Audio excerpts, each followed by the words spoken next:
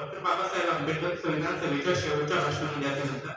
नमस्कार मित्रांनो, 25 नोव्हेंबर 1949 रोजी डॉक्टर बाबासाहेब आंबेडकर संविधान सभेच्या शेवटच्या भाषणामध्ये म्हणतात की देशाचं संविधान कितीही चांगलं असलं तरी ते योग्य व्यक्तीच्या हातामध्ये जात नाही तर त्याचा काहीच अर्थ होणार नाही. मग स्वातंत्र्यापासून आज तागायत कित्येक संविधान पदावरील लोकही बदलली गेली, कित्येक सरकारी बदलली गेली, म्हणजे संविधानाची अंमलबजावणी त्या हाताच्या दिशेने झालेली मला पाहायला मिळते. नक्कीच आमच्या सर्वसामान्य नागरिकांकडे पोहोचली, कारण त्याच्यामध्ये बदलही देखील घडले गेले. 1951च्या पहिल्या घटना दुरुस्तीमध्ये मूलभूत हक्क, शोषणाविरुद्धचा कायदा, ट्रिपल तलाक, 3 कृषी कायद्यावर नाकारलेली बंदी आणि मग अलीकडच्या काळामध्ये समलिंगी घटकावर घातलेली बंदी आणि मग ते समलिंगी विवाहावर घातलेली बंदी. म्हणून भारतीय संविधानाच्या अमृत महोत्सवा वर्षी समता, न्याय, स्वातंत्र्य, लोकशाहीची मूल्य रुजवताना आम्हाला भारतीय संविधान आम्हाला दिसून येतं. मग भारतीय संविधानाचा अमृत महोत्सवाचा परामर्श घेण्यासाठी नमस्कार, मी तुमच्या समोर उभा आहे विश्वास पुढे. विषयाने होत असताना, विषयाने दर्शक करत असताना अगदीच जेव्हा घरी असं म्हणतो की माणसाला जन्म देऊन योग्य स्वप्नपूर्तीसाठी वातावरण निर्माण करणारी आणि त्या स्वप्नपूर्तीसाठी वातावरण निर्माण करून देणारी भूमी म्हणजे एकमेव भारत भूमी. आणि ह्याच भारत भूमीला एकेकाळी सोन्याचा धूर निघणारी भूमी म्हटलं जायचं. ह्याच देशामध्ये कित्येक राजवाडे राज्य करून गेले आणि राज्य करून गेल्यानंतर या देशाला 15 ऑगस्ट 1947 रोजी देशाला स्वातंत्र्य मिळाले.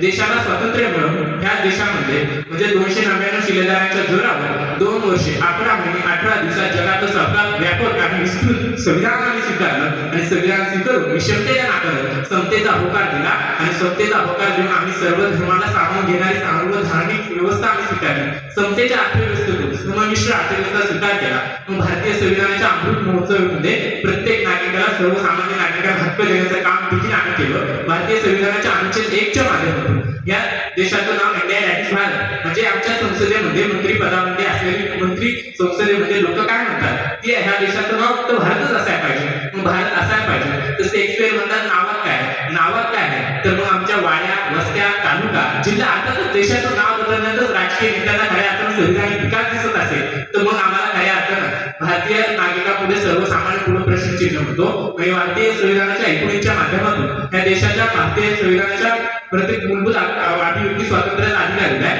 अभिव्यक्ती स्वातंत्र्याचा अधिकार दिलाय तर मग आमच्या मुलांना ज्या नावावर पत्र लिहिलं जातं म्हणून सीटीजेचा गुन्हा दाखल होत असेल. इथला तरुण पत्रकार, इथला आधी पत्रकारिता समाजाचा 4था आधारस्तंभ मानला जातो ते आज आम्हाला गुण पडताना दिसून येते. त्यावेळेस काही पत्रकार समाजामध्ये घडलेली घटना त्यामध्ये पुढे आणताना भ्रष्टाचार पुढे आणताना दिसून येतात. त्यावेळेस इथल्या समाजामध्ये त्या पत्रकारांना मारलं जात असेल. मग आम्हाला बिहारमध्ये एक तरुण युवा पत्रकार महिला असते, ती पत्रकारितेच्या माध्यमातून समाजामध्ये भ्रष्टाचार समोर आणते, त्यावेळेस तिला मारलं जाताना आम्हाला दिसून येते. मग अभिनेत्री विद्यार्थी स्वतःच्या हक्काच्या न्यायासाठी स्वतःचा प्रश्न मांडताना हक्क मागताना त्याच अधिकाराच्या माध्यमातून दिसते, लोकशाहीच्या माध्यमातून दिसून येते. त्यावेळेस त्यांची अधिकाराच्या माध्यमातून वेळचिती होते का भारतीय संविधानाच्या अमृत महोत्सवामध्ये त्याच स्वातंत्र्याच्या अभिव्यक्ती स्वातंत्र्याची वेळचिती होताना आम्हाला दिसून येते. म्हणून भारतीय संविधान अनुच्छेद 25 ते 28च्या माध्यमातून प्रत्येक नागरिकाला स्वातंत्र्य, धार्मिक स्वातंत्र्याचा अधिकार दिलाय. पण घटना दुरुस्ती 42च्या नुसार प्रत्येक नागरिकाला कोणत्याही राज्याला धर्म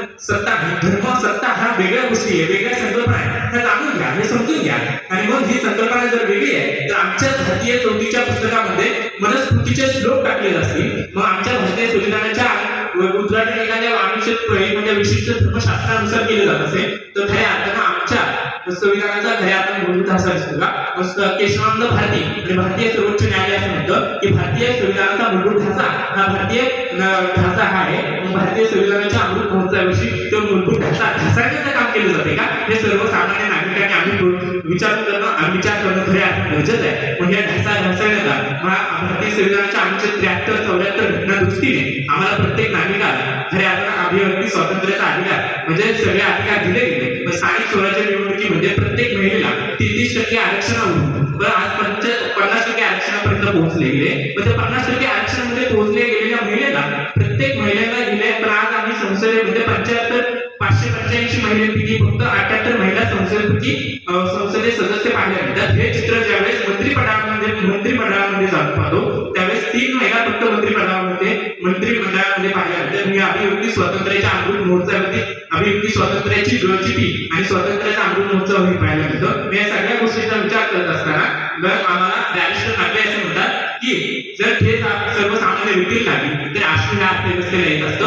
अर्थव्यवस्थेला येणारा अश्रू हे प्रत्येक सामान्य नागरिकांना, इथल्या लोकांना अश्रूमध्ये ऐकता जातं. मग ह्या 11.3 कोटी अधिक बेरोजगार युवा आणि बेरोजगार 17.3 कोटी आमच्या देशामध्ये असलेले युवा बेरोजगार असतील. 11.3 कोटीहून अधिक बालमजुरी केली जात असेल. 30 लाखाहून अधिक महिला व्यवसाय करताना आम्हाला पाहायला मिळते. 35% दारिद्र्य व्यवस्थेत खाली असलेल्या आमच्या अर्थव्यवस्था पाहायला मिळते. हे भारतीय संविधानाच्या अमृत महोत्सवी वर्षामध्ये पाहायला मिळते. मग या भारतीय संविधानाच्या अमृत महोत्सवामध्ये आम्ही सर्व पाहत असताना सर्वसामान्य नागरिकांपुढे प्रश्नचिन्ह निर्माण होऊ लागतो. मग या विषयाच्या शेवटी विचारमंचाची गदा घेताना भारतीय संविधान ज्यावेळेस निर्माण झालं होतं सर, त्यावेळेस आमच्या जगातला सर्वात संविधान तज्ञ म्हणून बोलवला गेला होता. त्या व्यक्तीचं नाव म्हणजे एडर झेलिन. जो व्यक्ती बोलवला होता तो म्हटला ह्या देशाचं संविधान कनिष्ठ आहे, म्हणजे सर्वसामान्य व्यक्तीला समजण्या पलीकडे आहे. त्याच व्यक्तीने श्रीलंकेचं संविधान लिहिलं आणि ते अवघ्या 60 वर्षामध्ये गुण पडलं. ते पण भारताचं संविधान आज 75 वर्ष पूर्ण करत आहे. ते आजही टिकून आहे आणि 75 वर्ष पूर्ण करत आहे. पण येत्या ते भारतीय संविधान ज्यांनी लिहिलं ते म्हणजे B.R. आंबेडकर. ज्यांच्या कृषी क्षेत्रावर अभ्यास करायचा असेल त्यांचा अभ्यास केल्याशिवाय पुढे जात नाही. कोणत्याही वकिली क्षेत्रामध्ये अभ्यास करायचा आहे त्यांचा अभ्यास केल्याशिवाय जाणार नाही. ते व्यक्ती म्हणजे डॉक्टर बाबासाहेब आंबेडकर. त्या व्यक्तीने ह्या भारताचं संविधान लिहिले, म्हणून हे भारतीय संविधान अजूनही टिकून आहे. येत्या 100 शताब्दी वर्ष पूर्ण करू आणि करत राहू इतकीच आशा. मनपूर्वक धन्यवाद.